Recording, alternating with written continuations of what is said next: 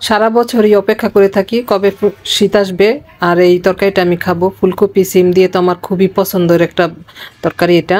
যে কোনো মাছ দিয়ে ভেজে রান্না করলে এই তরকারিটা খুবই মজার হয়। তো আমি আজকে রুই মাছ দিয়ে রান্না করব। আমি মাছটাকে প্রথমে ভেজে তারপর একই প্যানের মধ্যে আমি সবজিগুলিকেও ভেজে নিলাম। তারপর অন্য একটি প্যানে পেঁয়াজ ভেজে আমি তারপর দিয়ে দিলাম আদা রসুন বাটা, তারপর দিয়ে দিলাম মরিচের গুঁড়া, তারপর হলুদের গুঁড়া, তারপর ধনিয়ার গুঁড়া। এই তো একটু পানি দিয়ে মশলাটাকে ভালো করে কষাবো।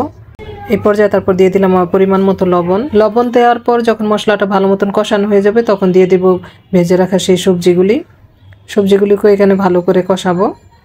তো সবজিগুলি একটু ভালো করে কষানোর জন্য আমি একটু পানিও দিয়ে দিলাম, কারণ মশলাটা বেশি শুকিয়ে গিয়েছিল। সবজি যখন ভালো মতন কষানো হয়ে গেল তখন আমি দিয়ে দিলাম ঝোলের জন্য পানি দিয়ে ভালো করে মিক্সড করে সবজিগুলির মধ্যে তারপর দিয়ে দিলাম ভেজে রাখা সেই মাছগুলিকে আমি এখানে দিয়ে আমি আরও কিছুটা পানি দিয়েছিলাম।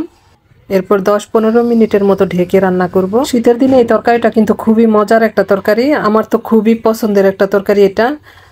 আর ফুলকপি পছন্দ করে না এমন মানুষ অবশ্য খুঁজে পাওয়া যাবে না এই তরকারিটা পছন্দ করে না। তরকারিটা নামানোর কিছুক্ষণ আগে আমি কয়েকটা কাঁচামরিচ আর ধনিয়া পাতা দিয়ে নামিয়ে নিলাম। আমি ঘরে যেভাবে রান্না করি সেই কমন রান্নাটি আপনাদের সাথে আজকে শেয়ার করলাম। ভালো থাকবেন সবাই, আল্লাহ হাফেজ।